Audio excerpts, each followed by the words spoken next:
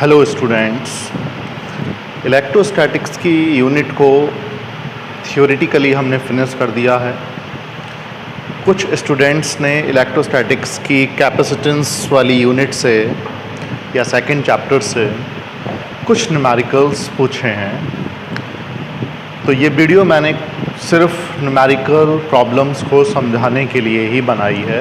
कुछ न्यूमेरिकल्स यहाँ पर आएंगे, 4 या 5 न्यूमेरिकल्स आपके समझाने के लिए हैं जो स्टूडेंट्स ने पूछे हैं। उन न्यूमेरिकल्स को आप ध्यान से देखिए। न्यूमेरिकल्स की हेल्प से आप कुछ और न्यूमेरिकल्स भी सॉल्व कर पाएंगे। जैसे एक न्यूमेरिकल है 2.28 पेज पर है, ये question number 3 SL. Arora book का है। कैपेसिटेंस की पहली एक्सरसाइज से ही है ये क्वेश्चन नंबर 3। बहुत ही जनरल क्वेश्चन है। आपको इस तरह के क्वेश्चन सभी तरह की बुक्स में मिलेंगे। आपको नूतन वाली जो कुमार मित्तल की बुक आती है उसमें भी इस तरह के क्वेश्चंस मिलेंगे। क्वेश्चन ये है कि n मरकरी की ड्रॉप्स, n ड्रॉप्स, और उन n ड्रॉप्स को कंबाइन करके एक बिगर ड्रॉप बना दिया गया। सभी ड्रॉप्स जो हैं वो इक्वली चार्ज्ड हैं, स्मॉल q चार्ज मान लीजिए। तो जब जो बिगर ड्रॉप हमने बनाई, उस बिगर ड्रॉप पर चार्ज कितना होगा, उस बिगर ड्रॉप की कैपेसिटेंस कितनी होगी, और उस बिगर ड्रॉप पर पोटेंशियल कितना होगा स्मॉलर ड्रॉप के कंपैरिजन में। ठीक है, मान लीजिए स्मॉलर ड्रॉप पर चार्ज Q है, स्मॉलर ड्रॉप का पोटेंशियल V है और स्मॉलर ड्रॉप की कैपेसिटेंस C, QVC। तो ये बिगर ड्रॉप के लिए क्या होंगे? Q डैश बिगर ड्रॉप के लिए, V डैश बिगर ड्रॉप के लिए और C डैश बिगर ड्रॉप के लिए। ठीक है ना, अगर n आइडेंटिकल ड्रॉप्स को कंबाइन कर दिया गया।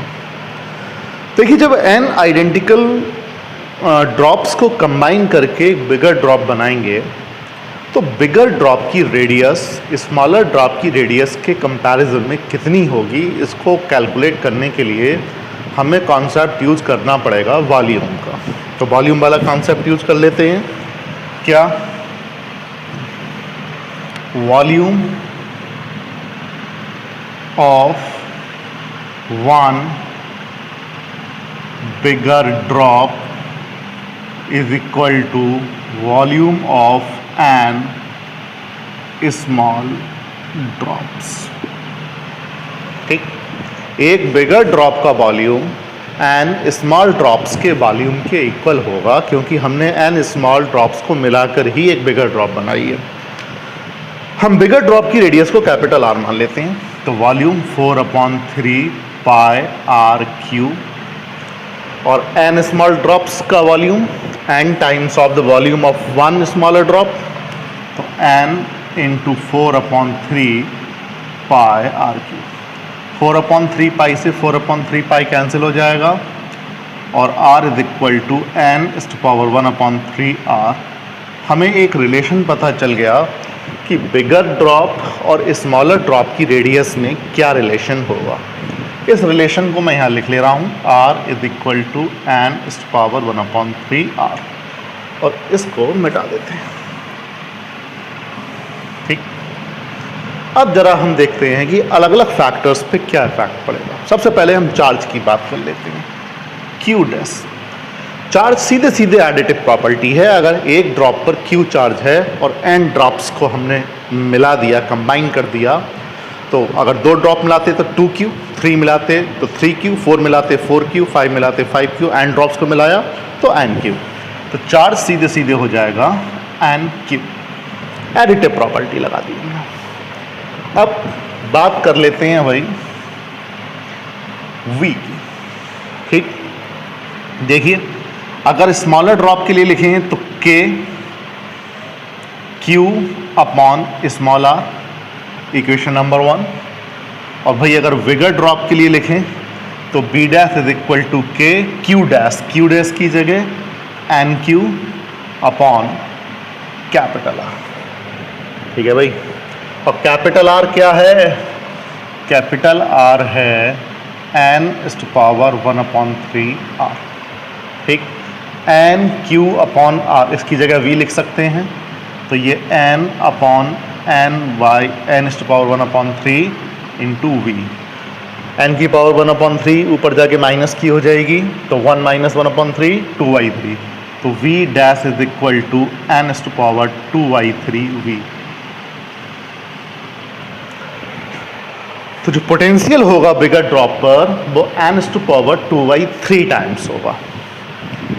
सिमिलरली अगर आप कैपेसिटेंस निकालना चाहें तो भाई capacitance initially C is equal to 4πε0r, C dash is equal to 4πε0R, ठीक। और कैपिटल R क्या था? 4πε0 n⁻⁴ small r, and 4πε0 small r is equal to C, then C dash is equal to n⁻⁴ of C।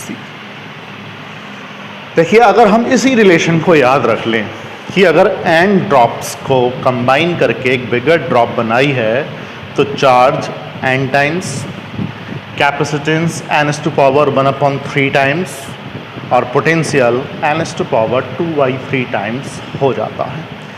इसी से हम direct किसी MCQs को बिना टाइम लगाए जल्दी से सॉल्व कर सकते हैं। नेक्स्ट क्वेश्चन देखते हैं। ये क्वेश्चन है SL अरोरा के 2.45 पेज पर, क्वेश्चन नंबर 22। 2.45 पेज पर क्वेश्चन नंबर 22। देखिए, एक सर्किट बना हुआ है, इसमें 2 सेल्स लगे हुए हैं, इसका पोटेंशियल डिफरेंस E1 गिवन है, इसका E2 गिवन है। अभी हमने EMF नहीं पढ़ा है, इसलिए मैं टर्म EMF यूज़ नहीं कर रहा हूँ, ठीक है। अभी जब हम अगले चैप्टर में EMF पढ़ेंगे तब मैं EMF यूज करूँगा, जब बताऊँगा EMF क्या होता है। कैपेसिटेंस C1 है और कैपेसिटेंस C2 है, और E2 की वैल्यू E1 से ज़्यादा, यानी इसका पोटेंशियल डिफरेंस इससे ज़्यादा। मान लीजिए यहाँ पर एक की लगी होती, ठीक है, और की ओपन होती, और जैसे ही की को क्लोज करते ये कैपेसिटर्स चार्ज होना शुरू होते, और जैसे ही ये दोनों कैपेसिटर फुली चार्ज हो जाते ये और चार्ज को एक्सेप्ट करना बंद कर देते हैं। और चार्ज को एक्सेप्ट करने का मतलब चार्जेस का फ्लो रुक जाता, और हम 10th स्टैंडर्ड में पढ़ चुके हैं the rate of flow of charge is called electric current, यानी जब चार्ज का फ्लो होना बंद हो जाएगा तो सर्किट में करंट 0 हो जाएगी, ठीक। तो चार्जेस तब तक फ्लो करेंगे जब तक ये कैपेसिटर्स फुली चार्ज नहीं हो जाते। अब जरा आप देखिए, E2 की वैल्यू E1 से ज़्यादा है, E2 E1 से ज़्यादा है, ठीक। तो जो यहाँ से करंट आ रही होगी और यहाँ से करंट आ रही होगी, E2 से ड्रॉ होने वाली करंट ज़्यादा होगी एज कंपेयर टू E1, क्योंकि क्लोज सर्किट तो एक ही है, तो पूरे सर्किट में करंट तो एक ही होगी, 2 करंट तो नहीं हो सकती। तो ये E2 की करंट E1 पर ओवरकम कर जाएगी, तो जो करंट की डायरेक्शन होगी वो इस तरह से एंटी क्लॉकवाइज होगी सर्किट में, और जिस डायरेक्शन में करंट फ्लो करती है इलेक्ट्रॉन उसके अपोजिट डायरेक्शन में फ्लो करते हैं।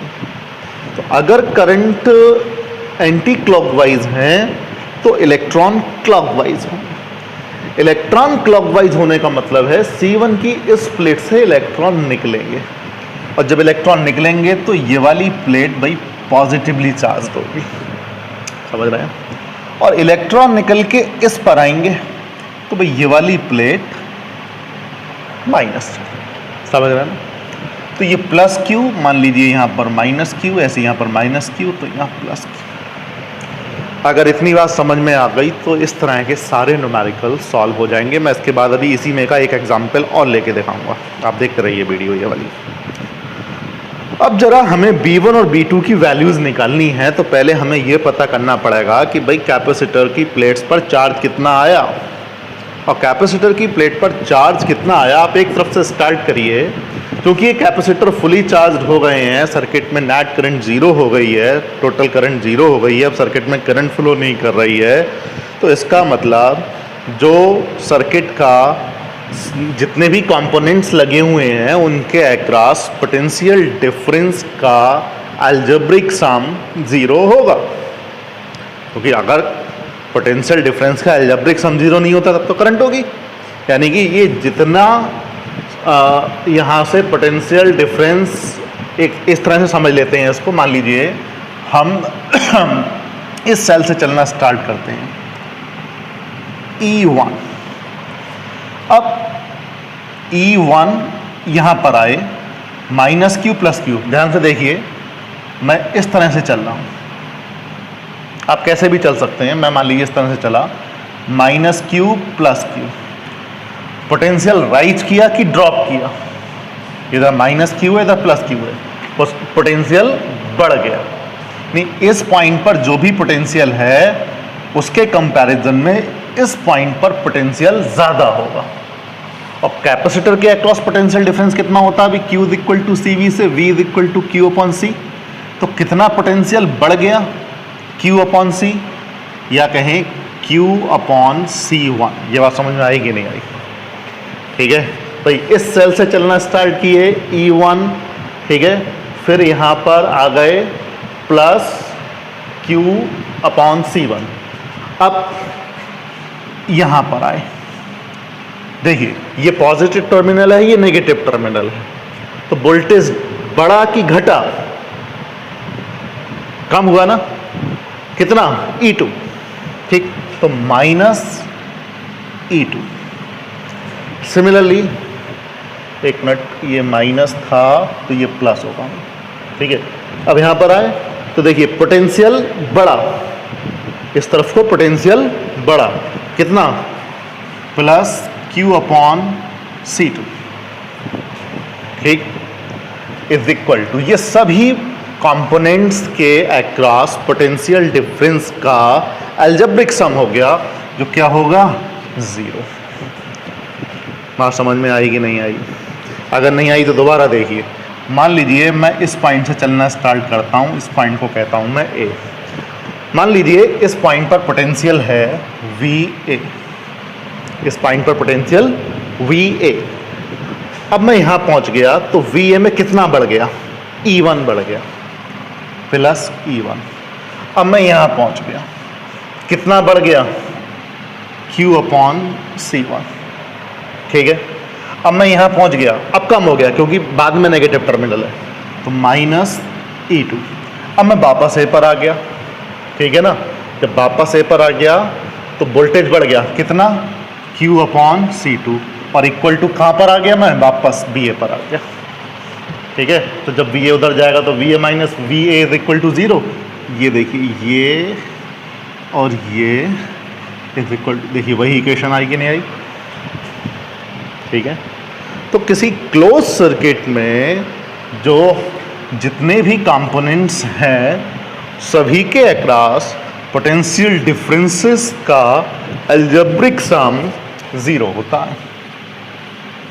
आगे चल के इसको हम किरचॉफ लॉ में भी पढ़ेंगे, करंट इलेक्ट्रिसिटी में। वहाँ करंट्स होंगी या करंट्स जीरो हो गई है। अब भाई इसको सॉल्व कर लीजिए। यहाँ से पहले हम Q की वैल्यू निकाल लें। Q की वैल्यू निकालने के लिए यहाँ से बचेगा भाई Q upon C1 plus Q upon C2 is equal to E2 minus E1। Q LCM C1 C2, तो भाई C1 plus C2 is equal to E2 minus E1, और Q is equal to E2 minus E1 C1 C2 upon C1 plus C2। ये हमें charge की value मिल गई। अब अगर हमें निकालना है C1 के अक्रॉस पोटेंशियल डिफरेंस, तो C1 के across potential difference V1 is equal to Q upon C1। तो Q अपॉन C1 यहीं से देख लेते हैं, E2 माइनस E1, और C1 से डिवाइड करना है तो C1 कैंसिल हो जाएगा, तो बचेगा C2 upon C1 plus C2। तो ये पोटेंशियल डिफरेंस होगा भाई पहले कैपेसिटर C1 के अक्रॉस। ठीक है।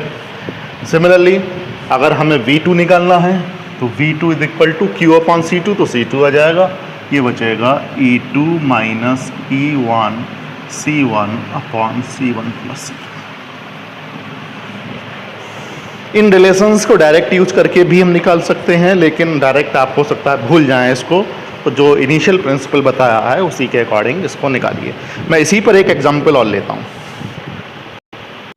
देखिए अगला ही क्वेश्चन है ये एसल अरोरा, और उसी एक्सरसाइज का नेक्स्ट क्वेश्चन है 23। वो 22 था इससे पहले जो मैंने बताया, 23 है। उस क्वेश्चन में E1 E2 C1 C2 की फॉर्म में था। यहाँ वैल्यूज़ गिवन है 12 वोल्ट, 24 वोल्ट, 4 माइक्रोफेरेड, 2 माइक्रोफेरेड, और 2 माइक्रोफेरेड के अक्रॉस A और B दो पॉइंट्स गिवन हैं, और हमें A और B के बीच में पोटेंशियल डिफरेंस निकालना है। ठीक है, देखो भाई क्या करेंगे। सबसे पहले हमें ये पता करना पड़ेगा कि भाई 2 माइक्रोफेरेड और 4 माइक्रोफेरेड की प्लेट्स पर चार्ज कितना होगा, क्योंकि एक बार हमें चार्ज पता चल गया इसकी प्लेट्स पे, तो इसके अक्रॉस पोटेंशियल डिफरेंस निकालना बहुत आसान हो जाएगा। चार्ज निकालने का तरीका मैंने आपको बताया। देखिए 24 वोल्ट है, ये 12 वोल्ट है, और दोनों के पॉजिटिव टर्मिनल एक ही तरफ जा रहे हैं, यानी इसकी करंट इधर, इसकी करंट इधर। अगर अपोजिट होते फिर तो दोनों एक ही डायरेक्शन में करंट देने लगते हैं। अभी ये करंट अपोजिट डायरेक्शन में दे रहे हैं, तो किसकी करंट ज़्यादा होगी भाई? जिसका पोटेंशियल डिफरेंस ज़्यादा। 24 वोल्ट 12 वोल्ट, तो ये 24 वोल्ट वाली बैटरी 12 वोल्ट के पोटेंशियल डिफरेंस पर ओवरकम करेगी, तो करंट की डायरेक्शन यहाँ पर कैसी होगी? Anti clockwise. करंट की डायरेक्शन एंटी क्लॉकवाइज, तो भाई चार्ज की इलेक्ट्रॉन की डायरेक्शन कैसी? क्लॉकवाइज। जब इलेक्ट्रॉन की डायरेक्शन क्लॉकवाइज, तो इलेक्ट्रॉन की डायरेक्शन क्लॉकवाइज आ गई, तो भाई इस पर आ गया -Q, इस पर आ गया +Q। इलेक्ट्रॉन की डायरेक्शन क्लॉकवाइज, इलेक्ट्रॉन इस पर आया -Q, और इलेक्ट्रॉन इससे निकला तो इस पर चार्ज आ गया +Q। इतनी बात समझ गए? बहुत सिंपल सी बात। अब जो मैंने तरीका बताया था Q निकालने का, किसी भी एक पॉइंट से चलना स्टार्ट कर दो भाई। मान लीजिए मैं VA से चलना स्टार्ट करता हूँ, VA यहाँ से चलना मैंने स्टार्ट किया, यहाँ पे पहुँचा, कितना वोल्टेज बढ़ गया? 12 वोल्ट बढ़ गया, क्योंकि पॉजिटिव उधर है, +12। माइनस ऊपर है, प्लस नीचे, यानी वोल्टेज बढ़ेगा। प्लस ऊपर होता, नीचे माइनस होता तो वोल्टेज कम होता, तो माइनस लगा देते, है ना। अब प्लस हो रहा है, प्लस QIC, Q/4। देखिए भाई Q यहाँ पे मैं मान लूँगा, क्योंकि यहाँ पर 4 माइक्रोफेरेड है, क्योंकि मैंने कैपेसिटेंस की यूनिट 4 माइक्रोफेरेड लगा दी है, तो भाई चार्ज की यूनिट में माइक्रोकुलम लगा दूंगा, इसलिए मैंने Q/4 लिख दिया। अब फिर आगे बढ़े, देखिए 24 वोल्ट कम हो रहा है, वहाँ पर देखिए प्लस हो रहा था, यहाँ कम हो रहा है, -24। ठीक है। फिर अब देखिए B पॉइंट पर आ चुके हैं, लेकिन अगर मैं =V कर भी दूंगा, VV, तो मुझे Q की वैल्यू नहीं पता। Q की वैल्यू नहीं पता तो VA - VV अभी निकलेगा नहीं, इसलिए भी और आगे बढ़ना पड़ेगा। QYC प्लस ऊपर आ रहा है, तो वोल्टेज बढ़ रहा है, +QY2 = VA पर ही आ गया भाई, तो VA से VA कैंसिल हो गया। 12 + QY4 - 24 + QY2 = 0। सॉल्व करिए। QY4 QY2 = 24 - 12, 4Q + 2Q = 12, 3QY4 = 12, 3 4 = 12, and Q = 16 microcoulomb. Capacitor की प्लेट पर चार्ज हमें पता चल गया 16 माइक्रोकुलम। आप किसी भी कैपेसिटर के अक्रॉस पोटेंशियल डिफरेंस निकाल लो। मान लीजिए हमें निकालना है किसके अक्रॉस? 2 माइक्रोफैरड के अक्रॉस। तो 2 माइक्रोफैरड के अक्रॉस निकालना है VA - VV। देखिए अगर VA - VV की बात करेंगे तो प्लस आएगा, बिकॉज VA जो है वो हायर पोटेंशियल पर है एज कंपेरेटिव B पॉइंट, और अगर B - VA करेंगे तो माइनस में आएगा। तो VA - VV, V = क्या होता है भाई? QIC, Q है 16, C है 2, और दोनों माइक्रो में है, तो = आ जाएगा भाई 8 वोल्ट। बुक में अगर आप आंसर देख रहे हैं माइनस में आ रहा है, कंफ्यूज मत होना, वो VV - VA है, माइनस 8 वोल्ट। ठीक है भाई, इस तरह से आप और भी क्वेश्चन सॉल्व कर सकते हैं। अगला क्वेश्चन देखते हैं। अगला क्वेश्चन इसी एक्सरसाइज का है। Next question, question number 24। Question number 24 है ये। देखिए इस तरह का एक सर्किट बना हुआ है, P और Q पॉइंट्स के बीच में ये C1, C2, C3, C4 के 4 कैपेसिटर्स लगे हुए हैं और एक बैटरी V से ये कनेक्ट है। 2 पॉइंट्स A और B हैं। आपको निकालना है कि ये A और B पॉइंट्स के बीच में पोटेंशियल डिफरेंस क्या होगा। ठीक है भाई, देखो भाई A और B पॉइंट्स के बीच पोटेंशियल डिफरेंस निकालने के लिए पहले हम ये निकाल लेते हैं कि इन कैपेसिटर्स पर चार्जेस क्या होंगे। अगर आप C1 और C2 वाली ब्रांच देखें तो सीरीज़ में है, C3 और C4 वाली ब्रांच देखें तो ये भी सीरीज़ में है। इसका मतलब जो चार्ज C1 पर होगा वही C2 पर होगा और जो चार्ज C3 पर होगा वही चार्ज C4 पर होगा।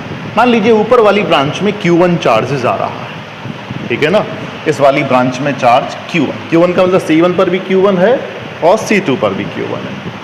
और इस वाली ब्रांच में मान लीजिए चार्ज Q2 जा रहा है, Q2 जा रहा है। अगर इस ब्रांच को हम देखें तो इस ब्रांच में C1 और C2 का series combination B potential difference से कनेक्ट है, तो हम Q is equal to CB को केवल इस ब्रांच के लिए यूज कर सकते हैं ना। तो देखिए हम क्या करते हैं, Q इज इक्वल टू यानी कि Q1 इज इक्वल टू इन दोनों का series combination 1/C1 plus 1/C2। एक मिनट पहले निकाल लो 1/C, तो C1 C2 C1 plus C2, ये 1/C की वैल्यू हो गई। तो C इज इक्वल टू कितना आ जाएगा भाई, C1 C2 upon C1 plus C2। ये इन दोनों का सीरीज कॉम्बिनेशन हो गया। अब इस वाली ब्रांच के लिए अगर आप लगाइए तो आएगा Q1 is equal to C1 C2 upon C1 plus C2 into V। ठीक है, ये Q1 की वैल्यू आ गई। ठीक, इसी तरह से जब हम Q2 की वैल्यू को निकालेंगे तो Q2 की वैल्यू क्या आएगी, ज़रा उसको भी आप देख लीजिए। Q2 की वैल्यू निकालने के लिए मैं यहाँ पर C3 C4 कर देता हूँ, C3 यहाँ पर C4 कर देता हूँ, C3 C4, तो भाई C3 C4 C3 C4 C3 C4, तो भाई Q2 is equal to Q is equal to CB, तो C3 C4 upon C3 plus C4 into B। Q1 और Q2 दोनों की वैल्यूज हमारे पास आ गई। हमें निकालना है VA माइनस VB। जरा देखिए क्या करते हैं, VA minus VB is equal to, देखो भाई ये क्या होगा अगर हम इस VQ में से क्या सब्ट्रैक्ट कर लें भाई, VV। ठीक, और माइनस इसी VQ में से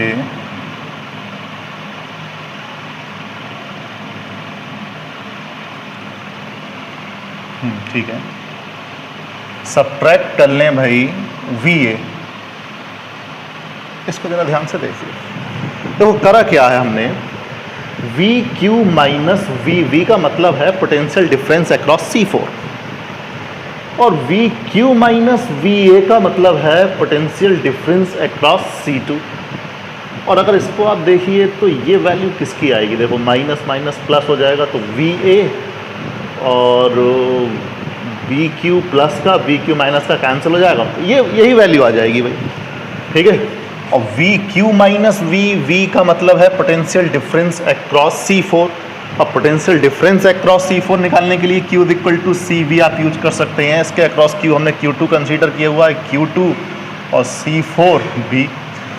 तो पोटेंशियल डिफरेंस अक्रॉस C4 कितना आया, Q2/C4, Q2/C4 माइनस, ऐसे ही पोटेंशियल डिफरेंस अक्रॉस C2 कितना आएगा, Q1/C2।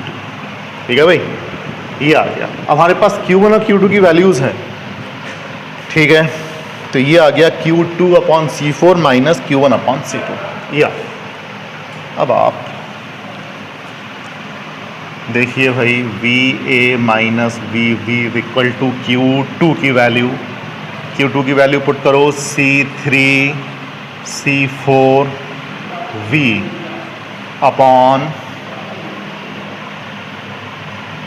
Upon C3 plus C4, Q2 और C4 पहले से ही है, तो C4 कैंसिल हो जाएगा, ठीक है, माइनस Q1/C2, Q1/C2 की वैल्यू यहाँ से आ जाएगी, C1V upon C1 plus C2, ये आ गया। इसको मैं मिटा देता हूँ, बस अब सारा काम हो गया। इसको सॉल्व कर लीजिए, C1 प्लस C2 और C3 plus C4 LCM, C3 plus C4 ये कैंसिल होगा, तो C3V C1 plus C2 minus ये C3 प्लस C4 और C1V, या तो VA minus VV equal to, जरा एक बार सॉल्व कर लेते हैं, C1 C3V plus C2 C3V minus C1 C3V minus C1 C4V upon C1 plus C2 और C3 plus C4, C1 C3V C1 C3V cancel हो गया, बचेगा हमारे पास में V कॉमन आ जाएगा, तो भैया VA माइनस VV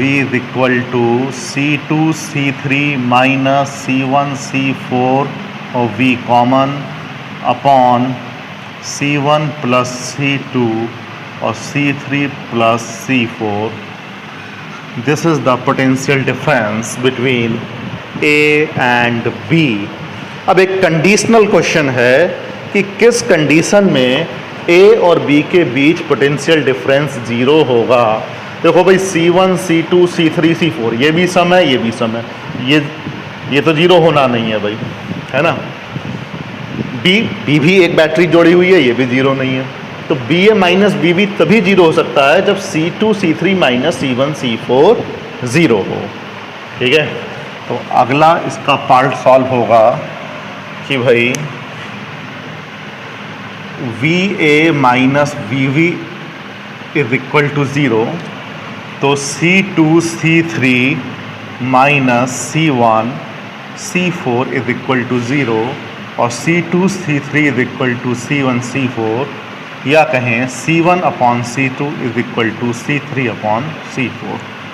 तो अगर C1/C2 is equal to C3/C4 आ जाएं, तो VA और VV के बीच पोटेंशियल डिफरेंस 0 होगा, या कहें A और B सेम पोटेंशियल पर होंगे। अगले चैप्टर में जाके हम एक व्हीटस्टोन ब्रिज पढ़ेंगे, ये उसकी बैलेंस कंडीशन होगी, अभी हमने नहीं पढ़ा है। लेकिन अगर इस तरीके का कोई क्वेश्चन आ जाए और C1 C2 is equal to C3/C4 की कंडीशन सेटिस्फाई हो रही हो, तो ये दोनों पॉइंट सेम पोटेंशियल पर होंगे।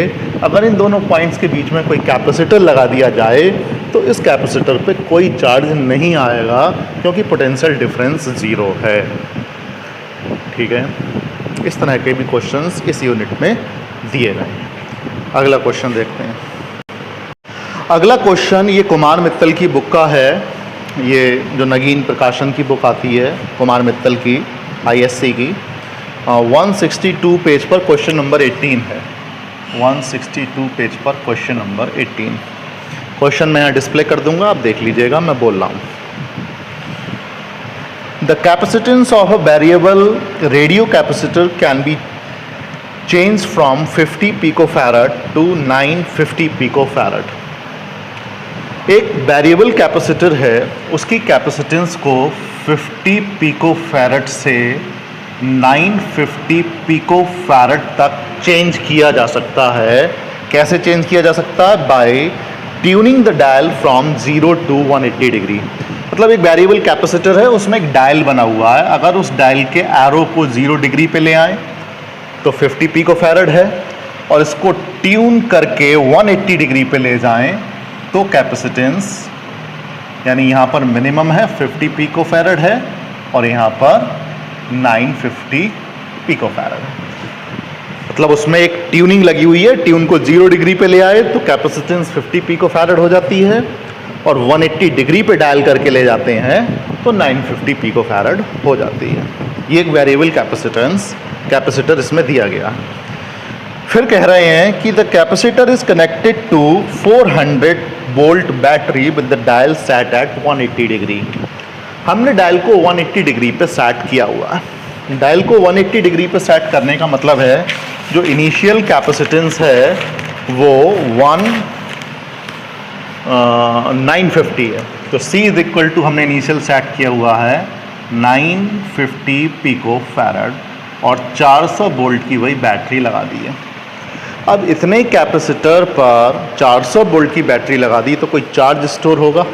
कितना चार्ज स्टोर होगा ज़रा कैलकुलेट करते हैं। Q is equal to CV से 950 पिको फैरेड का मतलब 10⁻⁻12 इंटू 400। इसको आप सॉल्व करेंगे, कुछ वैल्यू आ जाएगी चार्ज की। फिर कह रहे हैं after charging the capacitor is disconnected from the battery. Battery को हटा दिया तो इतना चार्ज तो कैपेसिटर पे रह गया, ये तो कहीं जाने वाला नहीं है क्योंकि बैटरी को हटा दिया, आपने सोर्स को हटा दिया। फिर सोर्स को हटाने के बाद क्या कर रहे हैं, the battery and the dial turn to 0। Dial को उठा के 0 पे ले आए। अब डायल को 0 पे ले आए तो नई कैपेसिटेंस जो हो गई वो हो गई 50 पिको फैरेड, लेकिन चार्ज तो उतना ही रहेगा जितना था। तो नया पोटेंशियल डिफरेंस कितना हो जाएगा कैपेसिटर्स पर? देखो भाई, बहुत आसान क्वेश्चन है। Q is equal to C dash B dash. C से बदल के C डैश तो B से बदल के B डैश, लेकिन Q उतना ही क्योंकि बैटरी को रिमूव कर दिया है। Q 950 into 10⁻⁻12 into 400, C dash 50 into 10⁻⁻12 और V डैश वही निकालना है, ये कैंसिल हुआ तो V dash is equal to 950 into 400 upon 50 और ये आया 8 0 0 8 5 40 0 4 8 9 72 और 4 7600 वोल्ट का पोटेंशियल डिफरेंस आ जाएगा वही कैपेसिटर के अक्रॉस। ठीक है, अगला पार्ट इसमें है कि how much work is required to turn the dial. इस डायल को जो ट्यून किया है उसमें कितना वर्क करना पड़ेगा? उतना ही वर्क करना पड़ेगा जितने कैपेसिटर की एनर्जी में चेंज आया होगा। तो इनिशियल एनर्जी देख लो, फाइनल एनर्जी देख लो, दोनों में जो डिफरेंस होगा दैट विल बी वर्क। तो इनिशियल एनर्जी ज़रा देख लेते हैं कितनी होगी। Initial energy U1 is equal to half C1 V1 square half 950 into 10⁻⁻12 B1 है 400 इंटू 400। इसको आप सॉल्व करेंगे joule. U2 1/2 final C dash कितना आया आपका, इसको C लिखा था हमने, तो final C dash V dash square half C dash कितना रह गया भाई 50 into 10⁻⁻12 B dash 7600 into 7600 joule. ठीक है भाई, अगर हमने वर्क किया है तो एनर्जी बढ़ जाएगी। U2 माइनस U1 कर लेना, जो भी डिफरेंस आएगा that will be equal to work done. ठीक है, कोई और क्वेश्चन पूछा है क्या? अभी देखते हैं। हाँ भाई, नेक्स्ट क्वेश्चन ये पूछा है, इसी नगीन प्रकाशन की बुक का है, कुमार मित्तल का। क्वेश्चन नंबर 37 है और 162 पेज पर है। कुमार मित्तल की नगीन प्रकाशन का क्वेश्चन है, ये ISC की बुक का क्वेश्चन है। एक 100 पिको फैरेड का कैपेसिटर है, 100 वोल्ट की बैटरी से उसको चार्ज किया, चार्ज करने के बाद बैटरी को हटा दिया और एक दूसरा कैपेसिटर उसके साथ पैरेलल में कनेक्ट किया। पैरेलल में कनेक्ट करने के बाद जो फाइनल कैपेसिटेंस है वो 30 वोल्ट की हो गई, सॉरी फाइनल वोल्टेज 30 वोल्ट का रह गया, दोनों पैरेलल के अक्रॉस 30 वोल्ट रह गया। तो हमें ये बताना है कि जो दूसरा कैपेसिटर हमने पैरेलल में लगाया था उसकी कैपेसिटेंस क्या होगी। देखिए करते क्या है, 100 पिको फैरेड का कैपेसिटर है, 100 वोल्ट की बैटरी से कनेक्ट किया। तो देखो चार्ज कितना देगी battery, Q is equal to 100 pico farad यानी कि 100 इंटू 10⁻12 इंटू V, तो इतने कुलम का चार्ज देगी। इतना चार्ज कैपेसिटर की प्लेट पर आ गया। अब क्या किया, बैटरी को हटा दिया, बैटरी को हटा दिया, चार्ज तो इतना ही रहेगा। कैपेसिटर के साथ एक कैपेसिटर और जोड़ दिया, कैपेसिटेंस पैरेलल में जोड़ा तो C1 प्लस C2 हो गई। अब फाइनल वोल्टेज कितना हो गया 30। कॉम्बिनेशन के लिए Q is equal to C भी लगा दो, कॉम्बिनेशन के लिए Q is equal to C की जगह C1 प्लस C2, लेकिन वोल्टेज हो गया B से B डैश, इसको मैंने कह दिया V डैश, ठीक है भाई। तो Q तो भाई हुआ 100 10⁻4 10⁻12 that is 10⁻8। C1 plus C2 में C1 पता है हमें 100 और C2 हमें नहीं पता भाई कितनी है, ठीक है, इंटू 10⁻12 क्योंकि पीको में अब जो भी वैल्यू आएगी वो पीको में आ जाएगी। V डैश कितना रह गया 30। समझ में आया, कैलकुलेशन करके देख लेना। 10⁻12 इधर आएगा उठ के 10⁻12 बचेगा 10⁻4 is equal to 100 plus C2 और भाई इंटू 30। सॉल्व करो, 10⁻4 को लिख लो 100 इंटू 10⁻2 गई, ऐसी कैलकुलेशन होती है हमारी। 100 प्लस C2 ये गया तो भाई 1000/3 is equal to 100 plus C2 कितना आ रहा है 7/3 इंटू 10⁻10 फैरेड आ रहा है। हमारा तो सीधे पिको फैरेड में आएगा, कोई दिक्कत नहीं है। तो C2 is equal to 1000/3 minus 100 यानी कि 300 और 100,000 में से 300 गया 700/3 पिको फैरेड आ गया भाई, ठीक है। समझ में आया कि नहीं आया। करा क्या हमने, एक कैपेसिटर है 100 पिको फैरेड का, 100 वोल्ट की बैटरी से कनेक्ट किया, बैटरी को हटाया, इस कैपेसिटर के साथ दूसरा कैपेसिटर पैरेलल में कनेक्ट किया, फाइनल वोल्टेज 30 हो गया। तो जो दूसरा कैपेसिटर कनेक्ट किया उसकी कैपेसिटेंस बतानी है कितनी होगी। पहले हमने चार्ज निकाल लिया, ठीक है, बैटरी को हटा दिए, चार्ज उतना रहेगा। अब capacitor C1 plus C2 parallel में हो गए, फाइनल वोल्टेज लगा दिया, सॉल्व किया, C2 को निकाल लिया। अब कह रहे हैं कि भाई इस प्रोसेस में एनर्जी में कितना लॉस हुआ।